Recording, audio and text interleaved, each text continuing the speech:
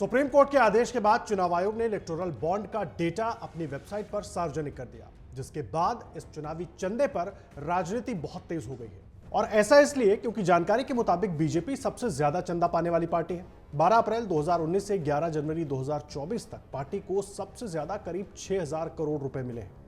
वहीं इस लिस्ट में दूसरे नंबर पर तृणमूल कांग्रेस, जिसे 1609 करोड़, और तीसरे नंबर पर कांग्रेस पार्टी, जिसे 1421 करोड़ रुपए चंदे के रूप में इलेक्टोरल बॉन्ड के जरिए मिले हैं। वहीं चौथे नंबर पर भारत राष्ट्र समिति है। भारत राष्ट्र समिति को 1214 करोड़ रुपए चुनावी चंदे के तौर पर मिले हैं। फिलहाल देखिए, इस लिस्ट में यह कहीं साफ नहीं हो पा रहा कि किस कंपनी ने किस पार्टी को कितना चंदा दिया।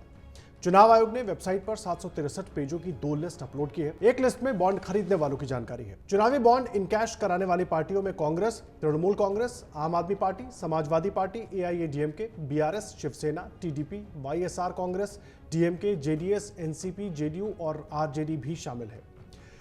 अब सवाल यह है कि किसने किसको कितना चंदा दिया है, यह पता नहीं चल पा रहा है। देखिए, दोनों लिस्ट में बॉन्ड खरीदने वालों और इन्हें इनकैश कराने वालों के तो नाम हैं, लेकिन यह पता नहीं चलता कि किसने यह पैसा किस पार्टी को दिया। इस मामले में याचिका लगाने वाले एडीआर के वकील प्रशांत भूषण ने नामों की लिस्ट सार्वजनिक होने के बाद सवाल उठाया कि एसबीआई ने वो यूनिक कोड नहीं बताया जिससे पता चलता कि किसने किसे चंदा दिया, जिसको लेकर कोर्ट ने फिर एसबीआई से सवाल जवाब किया और पूरी जानकारी साझा करने को कहा। वहीं इस पर राजनीति भी बहुत तेज हो रही है। कांग्रेस ने इलेक्टोरल बॉन्ड के डेटा पर कई सवाल उठाए हैं। पार्टी ने कहा, दानदाताओं और इसे लेने वालों के आंकड़ों में अंतर है।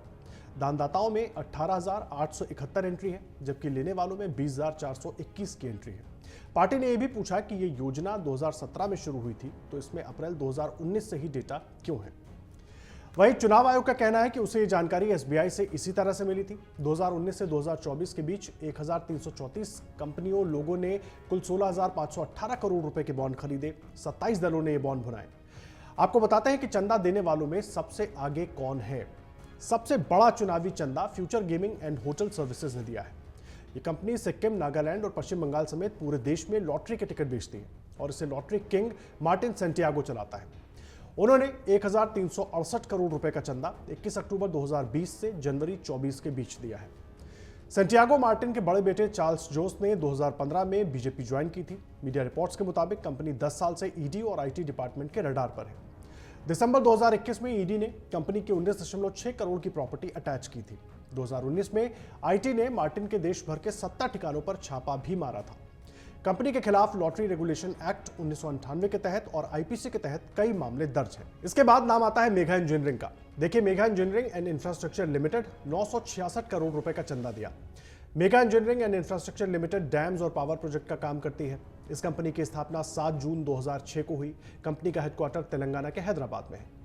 उसके बाद quick supply chain private limited, इसने 410 करोड़ रुपए का चंदा दिया। Quick supply chain private limited की बात करें तो ये एक लॉजिस्टिक और सप्लाई चेन कंपनी है। इस कंपनी की स्थापना 9 नवंबर 2000 को हुई। कंपनी का हेडक्वार्टर महाराष्ट्र के मुंबई में है। वेदांता लिमिटेड की तरफ से 400 करोड़ रुपए का चंदा दिया गया। वेदांता लिमिटेड की बात करें तो ये देश की सबसे बड़ी माइनिंग कंपनी है। इस कंपनी की स्थापना 25 जून 1965 को हुई। कंपनी का हेडक्वार्टर महाराष्ट्र के मुंबई में है। हल्दिया एनर्जी लिमिटेड 377 करोड़ रुपए। इस कंपनी का थर्मल पावर प्लांट बंगाल के हल्दिया जिले में स्थित है। इस कंपनी की स्थापना 29 नवंबर 1994 को हुई। कंपनी का हेडक्वार्टर पश्चिम बंगाल के कोलकाता में है। भारतीय ग्रुप यानी कि भारतीय एयरटेल, 247 करोड़ रुपए इनकी तरफ से चंदा दिया गया। ये भारत की सबसे बड़ी टेलीकॉम कंपनियों में से एक है और इस कंपनी की स्थापना साल 1995 में हुई थी। कंपनी का हेडक्वार्टर दिल्ली में है। SL mining and industries limited ने 224 करोड़ रुपए का चंदा दिया। इस माइनिंग कंपनी की स्थापना साल 1950 में हुई है। कंपनी का हेडक्वार्टर महाराष्ट्र के मुंबई में है। वहीं western UP power transmission company ने 220 करोड़ का चंदा दिया। इस कंपनी की स्थापना 11 सितंबर 2009 को हुई। कंपनी का हेडक्वार्टर उत्तर प्रदेश के कानपुर में है। वहीं केवेंटस फूड पार्क इंफ्रा लिमिटेड ने 194 करोड़ का चंदा दिया। यह कंपनी डेयरी प्रोडक्ट्स का बिजनेस करती है। कंपनी की स्थापना 17 जून 2010 को हुई। कंपनी का हेडक्वार्टर पश्चिम बंगाल के कोलकाता में है। वहीं मदनलाल लिमिटेड की तरफ से 185.5 करोड़ का चंदा दिया गया। ये एक स्टील मैन्युफैक्चरिंग कंपनी है। कंपनी की स्थापना 22 नवंबर 1982 को हुई। कंपनी का हेडक्वार्टर पश्चिम बंगाल के कोलकाता में है। तो ये वो 10 बड़े नाम हैं इस पूरी लिस्ट में जिन्होंने लगभग सबसे ज्यादा चंदा दिया, यानी कि टॉप 10 चंदा देने वाले लोगों में ये 10 नाम शामिल हैं।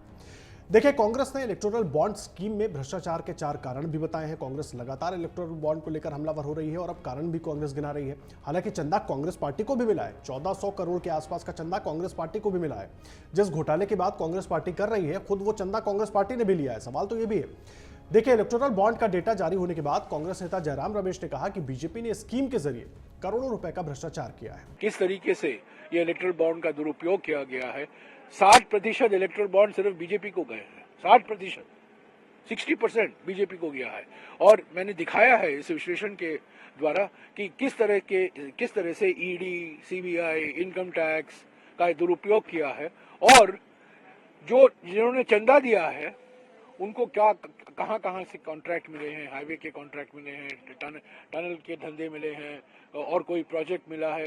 तो ये सब मिली भगत है। कांग्रेस ने कई सवाल उठाए, जैसे मेघा इंजीनियरिंग एंड इंफ्रा ने 800 करोड़ रुपए चंदे में दिए। अप्रैल 2023 में कंपनी ने 140 करोड़ रुपए डोनेट किए और इसके ठीक 1 महीने के बाद कंपनी को 14,400 करोड़ रुपए का Thane Borivali twin tunnel project मिल गया।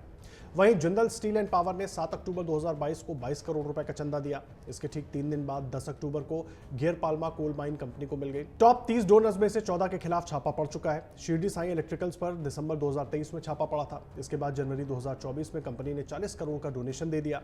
फ्यूचर गेमिंग कंपनी का भी यही ट्रेंड देखने को मिला है। जयराम रमेश ने यह भी कहा कि कुछ कंपनियों ने केंद्र सरकार से कोई प्रोजेक्ट मिलने के तुरंत बाद बीजेपी को चंदा देकर एहसान चुकाया। जैसे वेदांता ग्रुप को Radhikapur west private coal mine 3 March 2021 को मिली। कंपनी ने अगले ही महीने 25 करोड़ रुपए चंदे में दिए। आखिर ये चुनावी बॉन्ड की पूरी स्कीम थी क्या, जिसको सुप्रीम कोर्ट ने अब पूरी तरीके से अवैध करार दे दिया है। अब सुप्रीम कोर्ट इस पर काफी नाराज भी है, क्योंकि जानकारी तो दी गई कि कितने पैसे दिए गए, चुनावी बॉन्ड कितने के खरीदे गए, किसे मिले, लेकिन किसने कितने पैसे किसे दिए ये जानकारी अभी नहीं मिल पाई है। आपको एक बार बता देते हैं ये पूरी स्कीम थी क्या। देखिए, चुनावी इलेक्टोरल बॉन्ड स्कीम 2017 के बजट में उस वक्त के वित्त मंत्री अरुण जेटली की तरफ से पेश की गई थी।